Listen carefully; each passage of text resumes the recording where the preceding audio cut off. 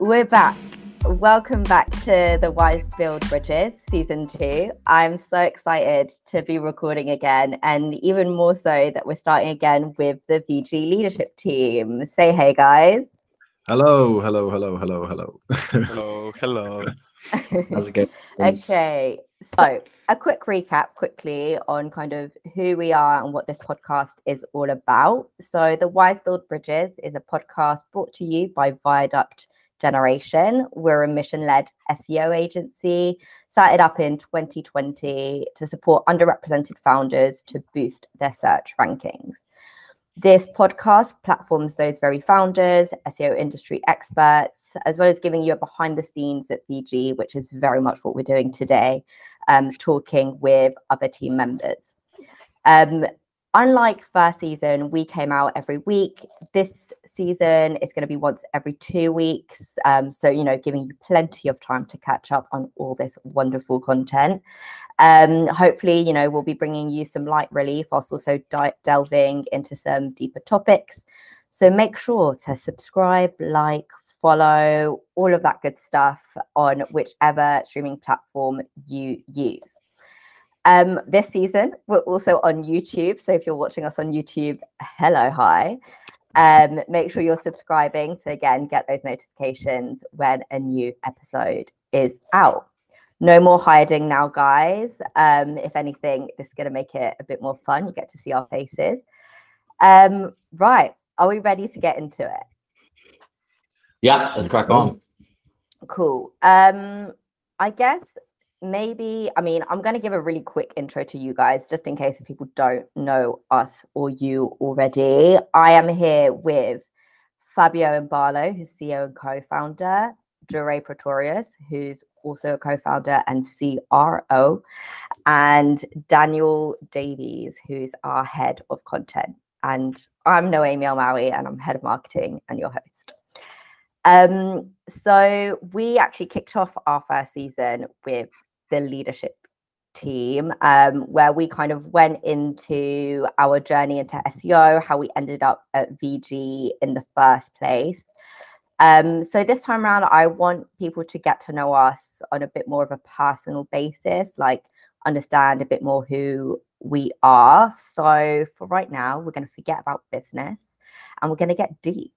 So the first question, we're going to start, it's a slight quick fire, and then hopefully conversation comes out of it. So I want each of you, we can take it in turns, to give me each a word for how your team would describe you, how your friends would describe you, how your family would describe you, and lastly, how you would describe yourself. If they're all the same word, I'm calling cap. I don't think that's true. So Fabio, we're going to start with you. So first, how your team, then your friends, then your family, then yourself. Okay, I think the team would describe me as very animated. I think my friends would describe me as too honest. And I think my family would describe me as very quiet. Okay, interesting. And how would you describe yourself? I'd probably go along with the team, and I'd say very, very animated / passionate. Okay, nice. Love that. Right, we'll go around each person and then we'll get into it, because I'm sure we already are like, oh my God, I have so much to say about this. Jure, your turn. What would team, friends, family, and yourself, what are the words? My team would probably describe me as tough. I'm probably pretty tough on the team. My friends would probably describe me, hopefully, as kind. My family would describe me as busy, which probably isn't a great thing. And I would describe myself as dedicated. Love that. Nice. Danny, you'll go. Hopefully, the team would describe me as I mean, maybe in contrast to direct, approachable. Hope that is the hope. My friends, probably an idiot, you know. I'm not really, yeah. And my family, I'm chaotic, I reckon. And myself, a combination of all three to combine into a good egg, hopefully. A good egg. I love that. Okay, I will go. Despite having prepared this earlier, I have not prepared my answers. Okay, in terms of how the team would describe me, I would think probably compassionate. How my friends would describe me, oh, I don't know. It's something along the lines of like kind and like, but also motherly, probably. My family, I think, would say dedicated or like driven. I don't know if they're synonyms, but one of them. And how I would describe myself, I would say, oh, I really should have thought of this earlier because this doesn't make for good content if I'm not talking. I don't know how I would describe myself. I would also say driven, I think, is how I would describe myself. Okay. Why yeah, is it go the on. last one? Sorry if I may. The last one is the hardest one to do. It The is hardest one to come up really with. Like hard. self-diagnose yourself. Like It's a bit like humble brag as well if you say like a really positive thing, you know. I mean, you don't want to say something negative, right? Because you want to sell yourself in the right light. But you know, it's hard. It's hard to do. How often do you look at yourself? Do you know what I mean? How often do you kind of like look introspectively like that? So yeah, it's well, that's why we're here, Danny. Yes, I know. This is a soul searching session. So thank you for bringing us all together. Okay, I feel like I'm not going to go as far as say some tea was spilled, but you know, some words were quite harsh. I'm going to go to you, Dre, saying tough. Why would you say that? Because Fabio's so nice. Fabio is my yin, right? I'm the yang. Yeah. Fabio's whichever way around it goes, but Fabio is such a fantastic visionary and someone that is really easy to galvanize others. But someone needs to be, I guess, the executor to an extent, more in terms of executing on that vision, not as in like the medieval guy who chops your head off, but really so I think I come on, I ask a lot of my team because I ask a lot of myself. So I think that hopefully I lead from the front and I showcase what I look for from others. I'm not there sitting in the background telling people what to do, but rather, come on, follow me and let's tackle this together. And sometimes that can be tough, but I'm from that kind of old school sales environment where that is what is expected. So yeah, I think it's probably my history in my career, but I think as people get to know me as a person, I'm actually quite different. Yeah, definitely. And okay, so I kind of want to ask you, because obviously here you've just said like it's kind of part of like your old, like kind of like the old school kind of way of doing it. Do you think there's other ways of doing it? So like, because you've very much framed it in this idea of being the executor, right? Which that word in itself feels like quite like, you know. So like, do you think there are other ways to do it? Like, do you think you happen to be this way because that's you, but if someone else were to be in your position, that they might tackle it differently? Or does everyone in your position essentially end up having that role? Does that make sense? I hear you. I think it's a bit of nature and nurture, right? Like I would love to not be tough on my team if I had like that luxury. But I think it's worked. It's got us to this point so far. It's worked pretty well at this point. I think there's definitely other ways to go about doing it. And I would love to be a bit more of a compassionate and empathetic and a bit more patient. But I think hopefully what I said there earlier was like Fabio is like a lot of the things that I'm bad at, Fabio is really good at. So I think we complement our skills quite well from that respect. But yeah, I mean, what's the alternative, right? Like, I'd rather, yeah, I think I think it works well, and yeah, for this environment, I think we've done all right so far. Fair, fair. And I want to go over to you, Fabio. I'm so intrigued by the fact that your family thinks that you're quiet. I want to know more about that, because I just can't see how that works. It seems crazy to me. Yeah. I mean, like, my mom is a very talkative person, so it gets to a point where I sort of drift off, you know. And so she just talks and talks and talks, and I'm just there quiet.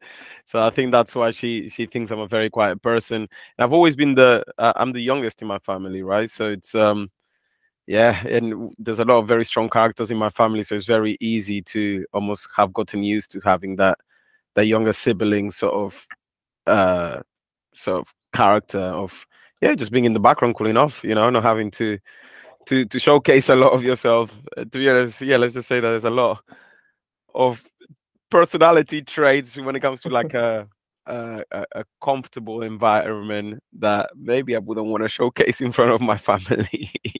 So yeah, I think I think my family see me as quiet, but obviously they wouldn't be surprised if they heard I'm quite an animated and passionate character too. Fair. And then when you said your word for like how friends would describe you, which I guess also includes us, you said too honest. Is that too? Do you see that as a negative? Is it a thing that you would want to work on, or is it like that's just what it is? No, I think I actually think you and I discussed it on the very first season. I would say it's where I come from, you know, like there's huge contrasts between the English and the Spanish cultures when it comes to stuff like that. The English are very polite, and sometimes that leads to not wanting to say the truth, to not hurt someone else's feelings. And the Spanish are just very straightforward to ensure that, you know, like, what you see is what you get. So yes, I think my friends, as a matter of fact, I think that's why my friends perhaps love me so much. You know, like, if there's one thing that the majority of my friends would say, maybe that attracts them to me is probably that, is the fact that they know that if they're going through something and they come to me, I'll probably just tell them as it is, even if it means that they'll hate me for about 2 minutes, but then they'll see what I'm trying to come from, and yeah, normally it's a good resolution. Would you then say, because obviously you say it's kind of like part of that Spanish culture, do you think then like your Spanish friends would potentially have a different definition of you? Yeah, for sure. Like, my Spanish friends would definitely say I'm too, I don't even know what word I'd use in English, but maybe too egocentric, you know. like they'll probably use that one. Perhaps my English friends would use that too, but like the Spanish ones, to ignore the directness that, as you're saying, comes naturally to those from that specific culture, they would focus more on the egocentric side of things. Fair, okay. And then you, Danny, you had like quite different words in terms of like your team, your friends, your family. I mean, I'm quite entertained by the family one being chaotic. Yeah, I think that, you know, there's a lot of organization and sort of rigid, not rules as such, but a more sort of, you know, set pace in my family. And I feel like when in my life, you know, I am often moving a mile a minute, and I've always got things going on. And when I'm told it's a struggle to pin me down for events and things like that, which, you know, sucks, but it kind of leads me to think that there's always something on, which does feel a little bit chaotic. Yeah, that's why I use that. It is all love though. Fair. And then you described yourself as a good egg. What's a good egg in your books? Well, we said it, you know, there was very different you know, so I think it makes a rounded person, you know. I would like to think I'm a rounded person. And I'd like to change what I said about the friends. I said like an idiot because I'm always cracking jokes and things like that. But I do think, you know, I can be a dependable person. I can be, you know, when there is something going on, I would like to think I'm someone that you could turn to, you know. So I think that constitutes a good egg, you know. And it's cheating, I know, but I think it says so much. I love that. Okay, so of the words that each person said today, were any of you like surprised by a word that was mentioned, or do you think there's like a word that's missing, like that they haven't mentioned? This is when the truth comes out, isn't it? I think the motherly thing for you, Noemi, was like spot on. Like just the way that you help us like make sure that we've got our shit together, and the way you look after everyone at Brighton SEO, and like you truly are like amazing from that perspective. I don't, VG would definitely not be where it is without you. So yeah, I think that one was, I was like, yep, absolutely. Danny, you are a good egg. You're a good guy. You spend too much time in the mirror, but you're a good guy. And Fabio, yeah, you're passionate, bro. I can't imagine you being quiet. But you know what? It's funny because like every one of us have heard him when his mom's chatting on the phone, right? Oh yeah. And mom's just going off on ones, and Fabio's just see my. Hard to get a word in the whole time. And he's doing like, he's working with clients, got Football Manager going, everything. See my face kind of melting into the phone at some point. Yeah, I can see it now. It's, you know. Now, yeah, I mean, when it comes to the words, Noemi, I think honestly, with all the love in the world, I think motherly is a little bit patronizing. I think you just have a very, very big heart, you know. Like, I think you're very empathetic. You understand. It's almost like both you and Ray have a very similar trait, and perhaps you then execute on it in different ways. But you're both very good listeners, you know. Like, so being very good at listening and understanding what the other person's problems are, allow you to then have this image of being motherly. But I think it's just that. I think you're just a very good listener, and you have a very kind heart, you know. No, it's true. You know that. And then you know, the thing about Ray is he's actually not tough at heart. Like, I think if it was one of his goals of the year, he would love to say, "Oh, I'm gonna be tougher," because but if you were actually tough at heart, you wouldn't want that to be a goal, because it just comes out of you naturally. You know, I think the Ray is just very like, the dedicated aspect is true. I think he's just very focused in ensuring that VG becomes a success. You know.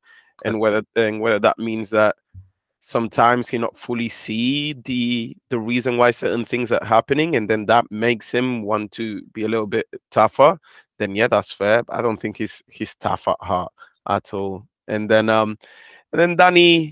Danny's just is the funny character of the group, you know. Like, he said the idiot, but I don't think anyone would call him an idiot. Like, maybe one person specifically, but nah, Danny's just like Noemi. I think everyone does have a very good heart, but Danny's has a very kind heart, and I think everyone can see that, our clients included. You know, our clients really compliment that about Danny. So yeah, Danny is the type of person that you look at him and you see that cheeky little smile he does at the corner of his mouth, and clients get excited because he shows kindness again. So yeah, like, a good group of people, man.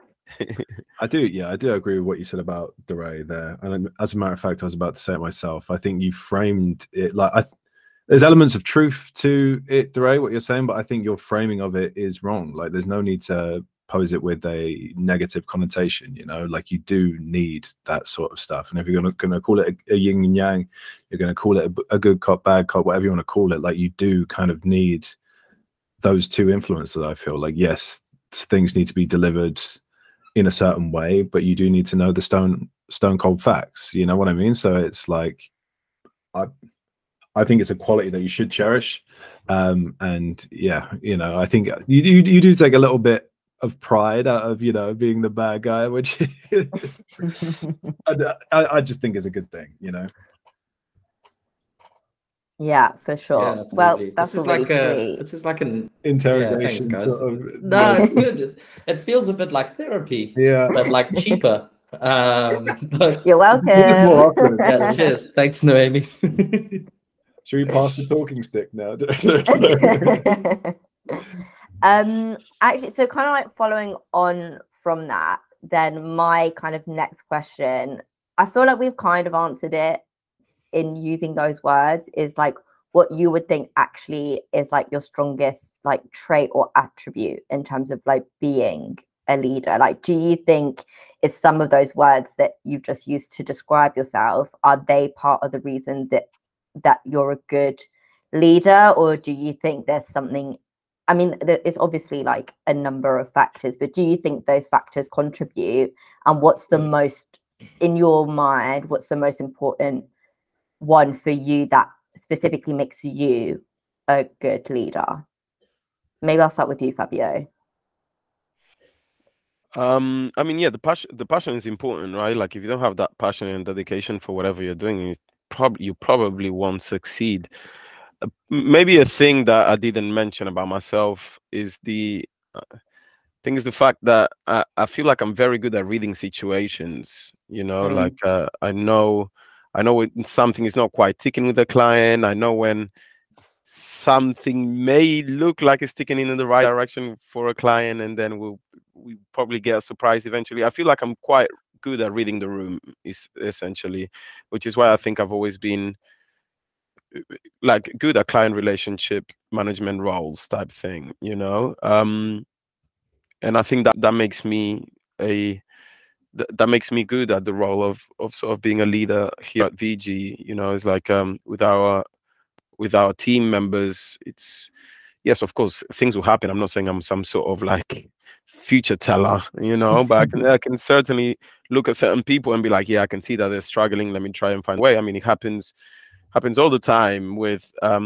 especially with both Danny and Durace, perhaps more so Danny because we all know how stressed Danny gets when there's a lot of work going on, and I can tell that, you know, and I think I approach it, you know, like there's a lot of bosses, and I've had in my career that they can tell you're stressed and they ignore it. They turn a blind eye and they just expect you to crack on doing work. And of course, there's times that you have to do that, but we're all human beings, and perhaps it's the fact that we're friends. So I look at Danny and I see him stressed, or I look at people like Scott, for example, and I see him stressed, and I've known these guys for over a decade now. It's very hard to not want to find a way to help them, you know. For sure. So yeah, I think that quality is perhaps my best one. Nice. I love that. Danny, since you were mentioned in that answer, what's your take on it in terms of like, what do you think is like your strength as a leader? Well, I mentioned earlier where, you know, we use the word that come to our mind when how would our team describe us, sort of thing. And I used approachable, and I do think that is important in this sort of role, because you can, if it's not for that, it does, you know, I'm sure it can feel like you're not able to have the conversations that are essential to keep you ticking along well, you know. Like if you are unable to have those conversations, it can fast become very isolating. I feel, you know, you are sort of alone with this problem, and if you are able to, if you feel comfortable enough, fortunate enough to be able to share that problem without, you know, fear of what's going to happen in that conversation, then yeah, I would certainly say that's a good thing. And I think, you know, it is in many ways the nature of the business. You know, there's going to be stress, like, you know, anytime you're dealing with clients, you're dealing with like contracts, things like this, like there's always going to be stress. And I think as leaders, you know, and with people in our teams who are prone to this as well, you know, it's something that we need to be very aware of and be prepared to take that on, you know, and have those sorts of conversations. So yeah, I do stick by that. I don't see that part changing about me anytime soon. I don't want it to change. So yeah, I would say it's probably one of my stronger points. Nice. Love that. What about you, Dre? So for me, I think that there's a clear difference between a leader and a boss, right? A leader and a manager. I think that the fact that I know myself, I think quite well. I've gone through therapy. I do a lot of journaling. I think that self-awareness allows for me to, or trying to be more and more self-aware, allows for me to like react to the situation with truth and objectivity. Am I getting angry at someone because actually I stubbed my toe this morning and I didn't have a good night's sleep, and I haven't made time for the gym recently? Maybe is that why I'm a bit short-tempered? Or is it because that this person hasn't quite delivered what they should? And I think having that self-awareness is key for me. So yeah, that's probably my take on it. Definitely love that. And I love the fact that you mentioned, I guess, that difference between, I guess, like leadership and management, or more like that kind of like boss archetype as well. Because I think that is important. I think from my side, I definitely think the compassionate part is what kind of is part of my drive as well. I mean, within VG, I also take care a lot of like the cultural side of the business, and I think that comes from that side of compassion, of making sure, you know, that people are happy where they are, where they have the access to what they need, as much as we can. You know, if there are things that we can change or that we can adapt that, you know, doesn't cost the company too much, then it makes sense for me to do them. And so I think there's definitely that side of things. I would like to think is what is part of what makes me a good leader.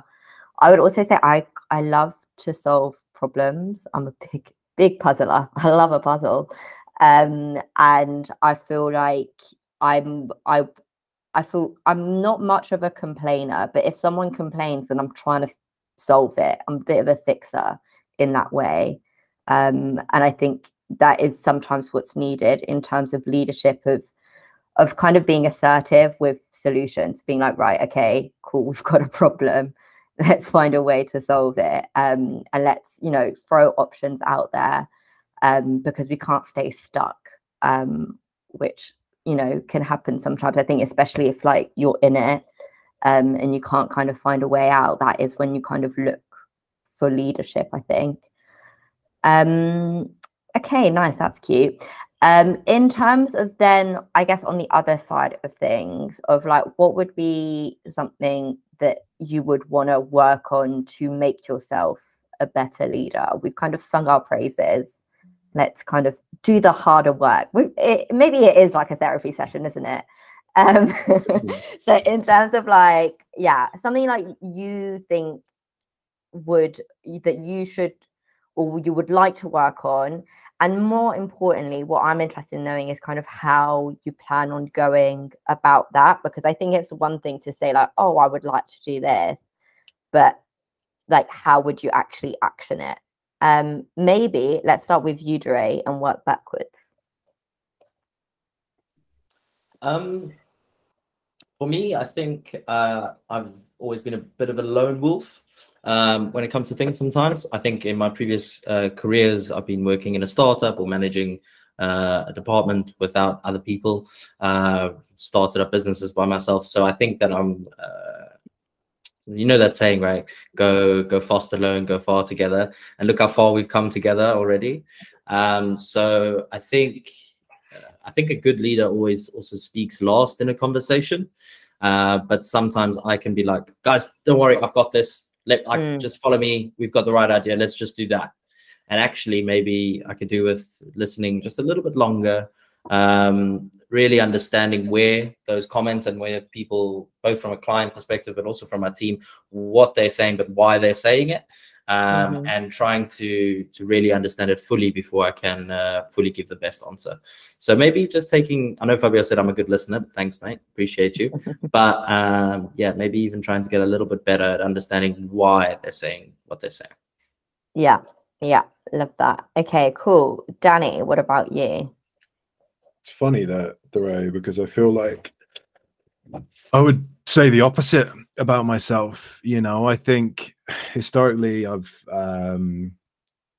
try to make the most calculated move possible, right? You know, I don't play chess like you, but you know, it's like I will like try to assess each side of a situation, probably so much so that a response, an attentive kind of action takes longer than it would have done if I hadn't sort of sat on the fence thinking about every eventuality for the first part. You know, I think yeah, just being more decisive, attentive. How I'm going to do it is possibly, you know, when faced with situations like that, probably go with what feels most unnatural, and stick by it, you know, instead of kind of wheeling back to it and like, maybe that was the wrong move to make. A move was made instead of none. Do you know what I mean? And it's like, I think kind of touched on it earlier when I said, you know, the business that we're in, I think that relates to this as well. Just as, you know, I mentioned client relations, there's always going to be some degree of stress involved.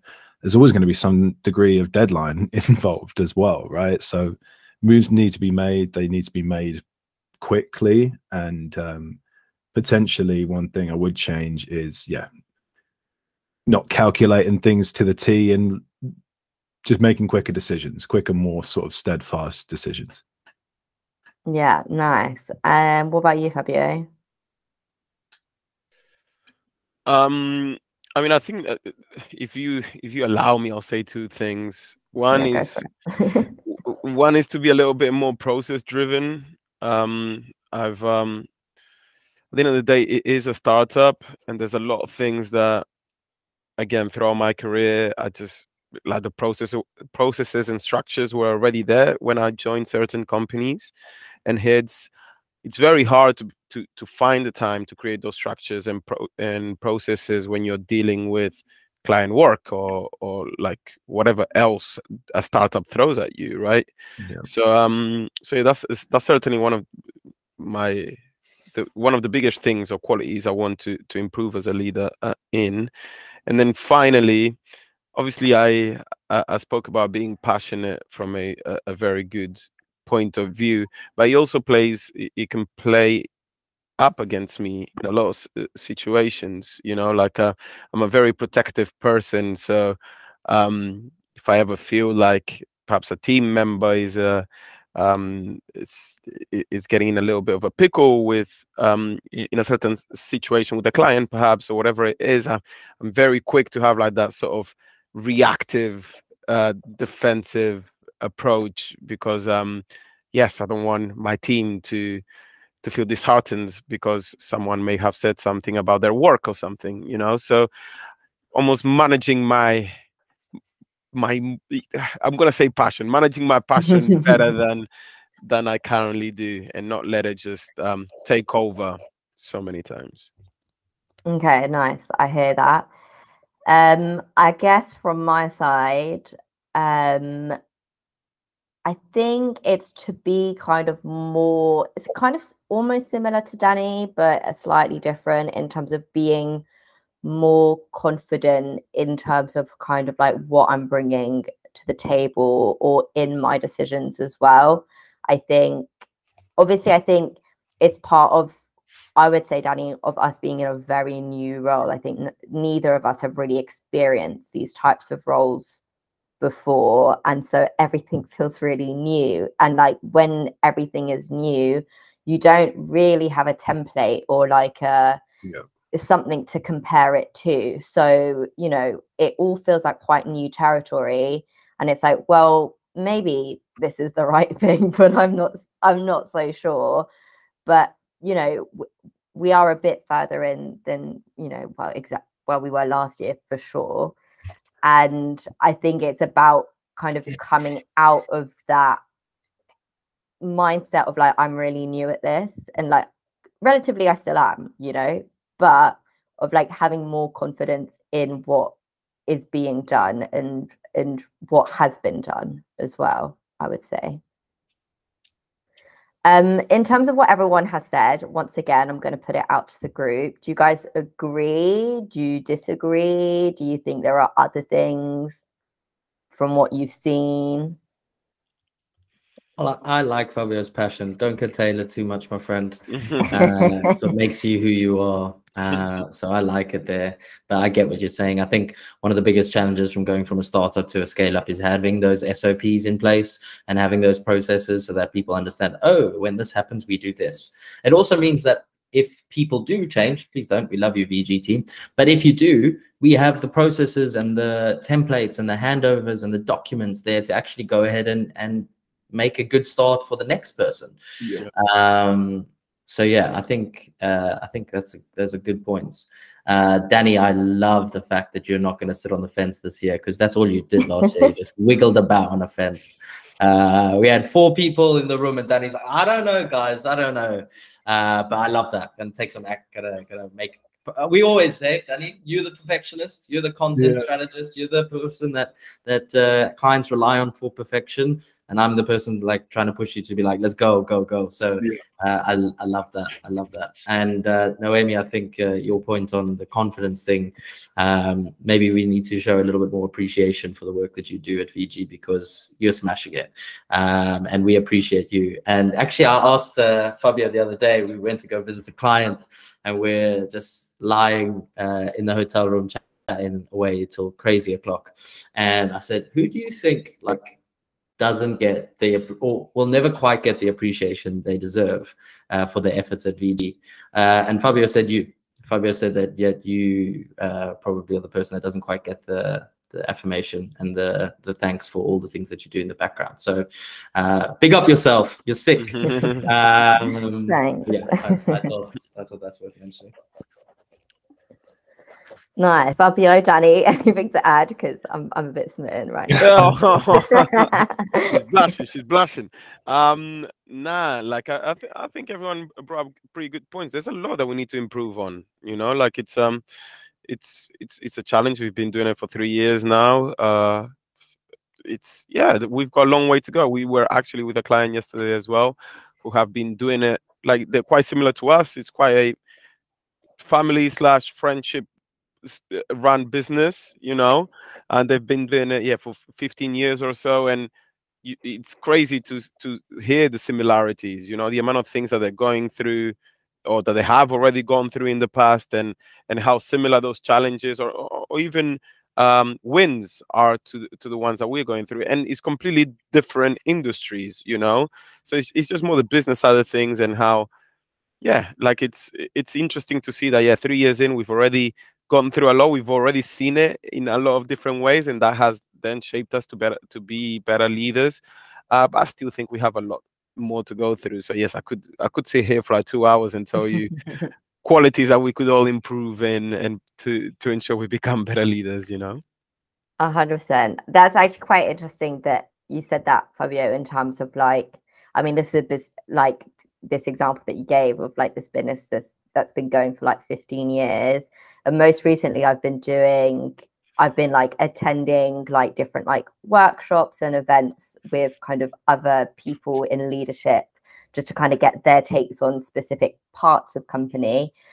And it is actually always really interesting to see that we're all kind of going through the same thing, regardless of what stage we're at, which I think for us is almost like even more reassuring, given that we are still pretty new to like what we're doing and who we are as an agency. And there's this reassurance to know that the things that we're going through, companies that are established or that are a lot bigger, that you would assume maybe like, you know, maybe we've put a problem down to like resource or not quite having enough funds to do something, or, you know, saying, oh, I would love to have this system in place, or whatever it is. And then to hear there's a company with that specific resource or with that system in place that are still finding those same problems. And if anything, there's the encouraging side of things where we're like, well, we're talking about it now. We've seen what the problem is. We've identified it. So we're taking action on it now before it kind of gets bigger or, you know, becomes something harder to resolve later down the line. So there's definitely that, I think, is quite promising as well. Shout out to agency hackers, by the way, because I'm turning up to every session. Okay, cool. So we've obviously spoken a lot about, which to me, I'm not going to lie, feels weird, you know, that we are leaders. It's not weird that we're leaders, but I think you know what I mean in terms of, you know, I still feel relatively young, and like leaders, you know, you always see them typically as being a lot older, maybe a bit wiser. But we have put ourselves in a position where there's the potential that we kind of almost become role models, or people will look up at us. And I kind of wanted to talk about that a bit more because, I mean, individually, I definitely have never really thought about it this way. And it was really when I was kind of thinking about what we could maybe talk about today that I was like, oh, like that is probably going to be a thing at some point if it's not already for some of us. So I kind of wanted to kind of ask like how you guys feel about that, like about this responsibility almost of being a role model and how you kind of handle that. Danny, I'm going to start with you. I think it is obviously a responsibility and something that would, you know, you can feel and would weigh pretty heavy on you, in that someone is kind of modeling their activities on you, right? On the way you're putting things together. And I think it does always push you to bring your best self to work. And, you know, if it's not your best day, just leave all of that stuff at the door.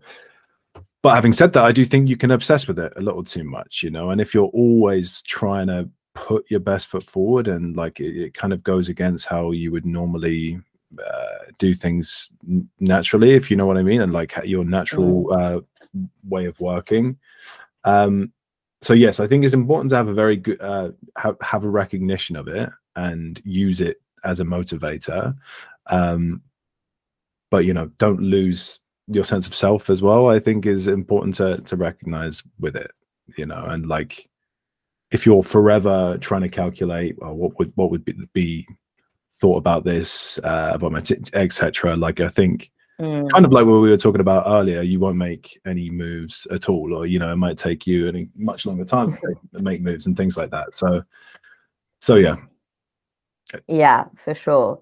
But I like kind of like what you said there. It sounds like you've kind of already clocked like, oh yeah, like people are looking up at me. Was there a moment where you kind of realized that, or was it like as soon as you kind of, because you had this leadership role, you were like, you kind of instantly put 2 and 2 together?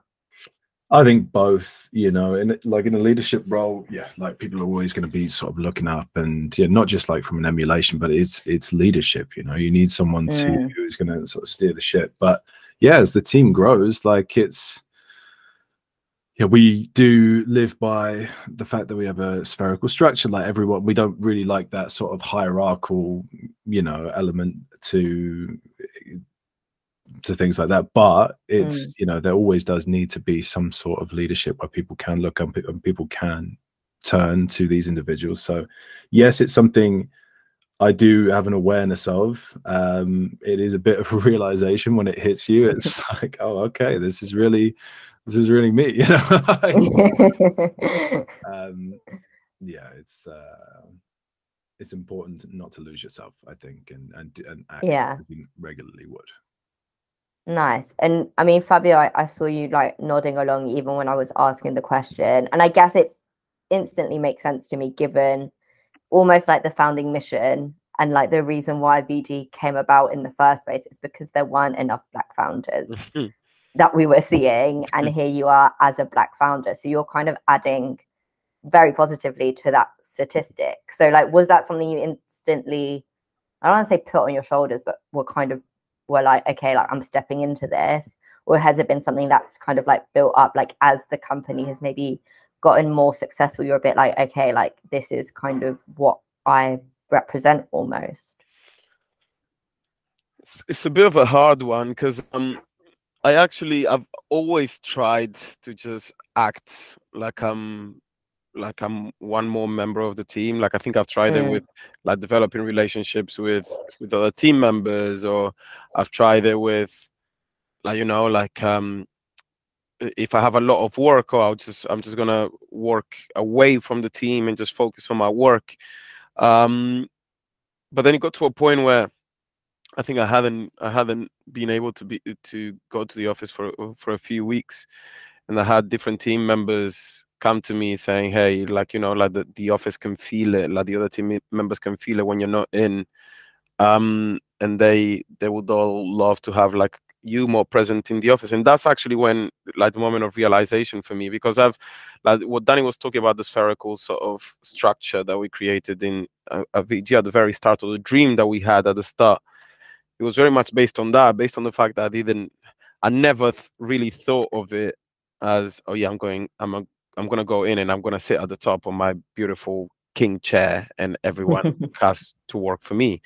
Like I don't know, I found that I've always found that perspective a little bit cringe. So um so I've never really wanted that, but then obviously I understand it, right? Like at the end of the day, it's important to have that one person that, you know, like if you have whatever problems you're having in your day-to-day or whatever it is, you can look up to and you know you're going to get an answer from, or reassurance from, you know.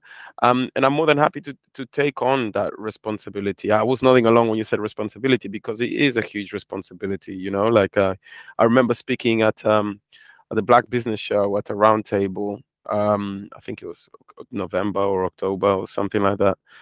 And people were, there was a lot of kids in my talk, a lot of sixth formers, you know, and I remember like some of them approached me afterwards and stuff, and it was very interesting to see how, you know, like I could see the happiness in their face of hearing me talk about VG and everything that we're doing and how big the team is and everything, and I could really see that, because like what I was thinking about this the other day. I will stop rambling in a sec, but I was thinking about this the other day. The one thing that I love dressing well to go see a client or whatever, you know, like wearing a suit or wearing smart shoes or whatever it is. And the reason for that is, I remember perfectly when I was very young in the town where I grew up in Barcelona, there was this one black man that was wearing a suit. He looked so suave. Like I must have been like, I don't know, like 7 years old, and he's never left my mind. And it was the first time I saw like such a, like, you know, like well-dressed, elegant black man, and ever since then that's never left my mind. So if I ever leave that mark on someone else, that's it. I've accomplished it. You know, it would have been like a full circle moment. So yeah, I never envisioned it, but I'm more than happy to have the responsibility on my shoulders. Love that. Jure, what do you have to add to that? I see you like smiling at that whole story. Yeah, because I remember that as well, right? I remember that the UK Black Business Show, this is the most recent one, right? Yeah, we went to this, and it's Black History Month. Come on, you should know this, Fabs. I didn't know it was for Black History Month. I forgot about that. Like, I know when Black History Month is. It was just more, when was the show? I forgot. Yeah, and I remember that when the youngsters came up and talked to you afterwards, and I could, like, there's a part of me that, like, I've seen myself do that in other instances. Like I remember waiting on the streets for Gary Vaynerchuk to show up for ages. I was there for, like, I actually held the camera and this whole thing was ticking off. It was at millions of views, and I was just there like, oh, hello. But like I remember, like, I used to be that guy that was like really there to listen and try and soak it all in, and to see others gravitate, especially towards Fabio in that moment, that was like, I put a big smile on my face that day. But yeah, I think we are getting better and better at it.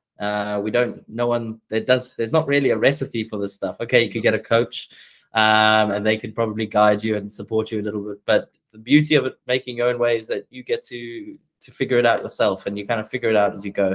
And I think the leaders we are today, 2 years ago, we'd be looking at us and going, nice one. We're certainly getting there. So I think we're on the right path. Yeah, I think we could get into a bit of literature. I think you're right, Fabio. Let's get the process and procedures and whatever, but I think we're doing a pretty good job so far. Nice. I love that. And I love that you bring that story up, Jure, about queuing for ages for Gary Vaynerchuk, because it leads us to our game. So to those who have been listening from season 1, you'll know that we close each episode with a game. And this time around, we're playing Who Said It or Who Wrote It. I've done a deep dive specifically on our Facebook. And so I said that I love that, Jure, because I saw that picture.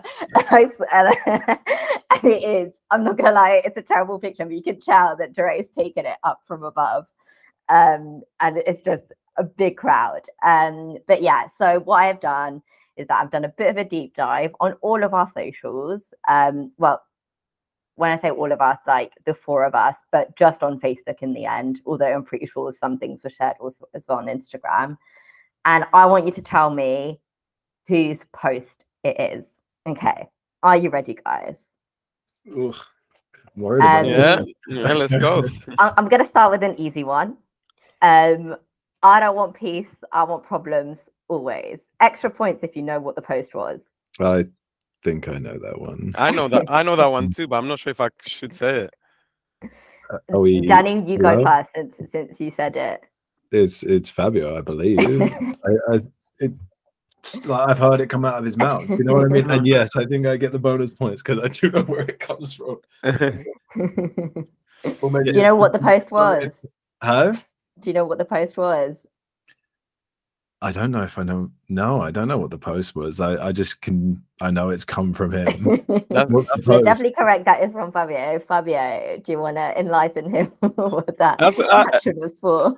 I'm surprised. Duray, do you know where the post is from? It could be recent, actually. Where- Yeah, I know. Like I know the person who says it, the video. No, but I don't know why you said it. Come on, guys. This is how I know people were in their sober selves in the moment. Like we all said it together at Carnival, like when we were taking the big group I see. picture. Exactly. That was a good one. That was a good one. Yeah. Hey, I had a concussion Who that wants day. I had a problems at concussion. Carnival? I don't like. That is true. Duray was concerned, so. Okay, cool. So that was a little warm up. Okay, so this next one, who shared Lamar's song "If There's Any Justice" with the caption "Still Such a Banger"? Okay, I mean Danny laughing probably means Danny. Yeah, I reckon Danny as well. No idea. That absolutely was Daniel. That is a banger, though. I won't hear any different. Lamar, if by any chance you happen to stumble upon this podcast, and big up yourself, bro. Like, it's a banger.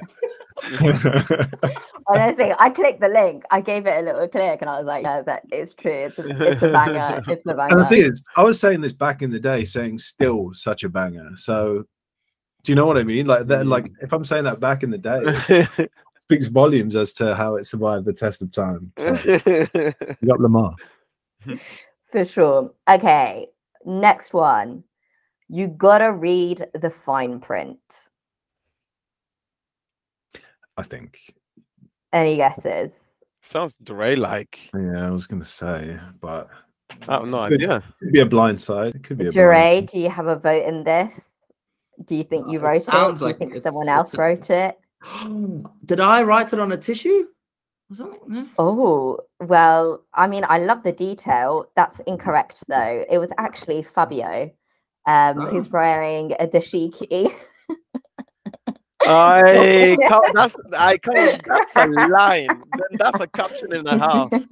Wow. I love that. Look at me. Okay, next one. Who shared a meme saying, "I don't always roll a joint, but when I do, it's my ankle"? That's me.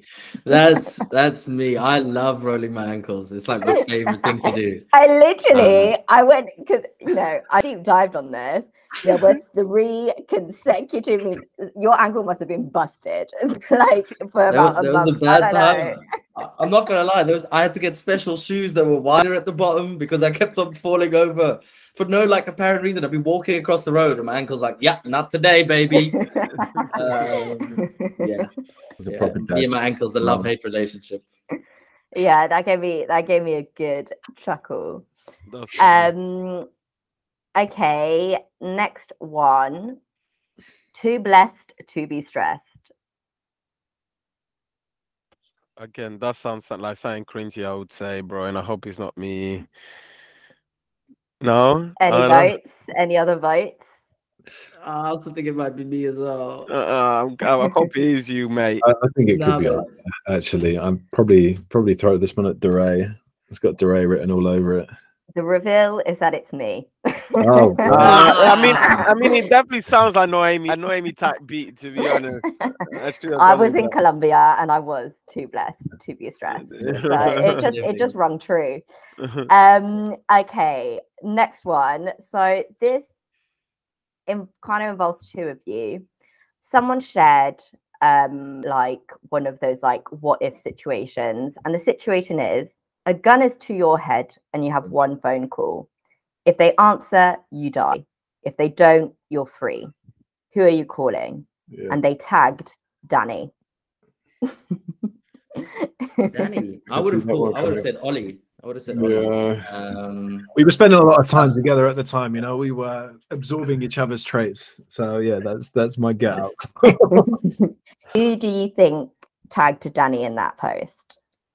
Probably me. I hate Danny's phone pickup qualities, mate. Yeah, Fabio is like really strong on this. Like one of the key things that you need at VG is the ability to answer your phone quickly. So yeah, I think it's Fabio as well. It was Dre. Yeah, You put it on Danny's wall. Yeah, you did. Yeah, tagged him. I wonder what it was back in the day. It was like, I think it was at least before 2016. Wow. Yeah. I went deep. Okay, maybe one last one. Okay, this is a good one. Maybe my favorite. Who shared a meme that said, how to get yourself in the Christmas spirit, sellotape a mince pie to your forehead? And it was like, the meme itself is like a drawing of a comic. It's like a comic style drawing. Yeah, I think this is me. Actually, it's the Simpsons pictures, right? It's like yeah, you know, it's like bad drawings. Yeah, Simpsons pictures that I gone and done. Is yeah, it's good. Yeah, that one I enjoyed very much. Okay, I realize that we as always, we are always short on time, so I'm gonna end it there. Thanks for playing the game, guys. That was really fun. I definitely had a lot of fun going into your Facebooks. What I will say is, Dre, you set yourself the goal of getting yourself a bulldog so many times, like so many times, like it would be a status where it would be like the date and you'd be like, I'll have a bulldog by this time next year.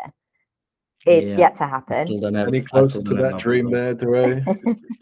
Nah. Maybe I need to go and borrow my doggy. Yeah. I still want one. I think they're the most beautiful dogs in the world. But nowhere closer yet. But it is on my goals for 2023. So who knows? Maybe this year we get lucky, we get ourselves a dog. Yeah, there were like some real themes. I mean, like Danny, it was really hard to find stuff for you because you just never really post. Fabio, it was like sometimes quite conceptual. Like you would just have like a Z or a number, and it would be the number of photos that you've uploaded or something like that. Dre was cricket. It was cricket and bulldogs. Like that is what it was. So I really had to dig, but it was very fun. Thank you for entertaining me. Thank you. Thank you for doing it. Yeah, thank you for doing it. You must have had a lot of fun doing that. Like, I'm now like, I highly recommend. Honestly, discover some gems. Specifically on Facebook, I think, because we were like, the way people would post, like there are so many people that have like posts on their walls where it's like, are you coming pub tonight? It's very public when you think about it. So public. Like, yeah, that was great. So yeah, as always, we are cutting it a little bit short. We have come to the end of this episode. I like to think we had fun, guys. And that also our viewers, listeners out there got to know us a little bit better. Make sure for your next episode reminder that you're following us on socials. So that's at Viaduct Gen on Instagram, Viaduct Generation on LinkedIn and on YouTube.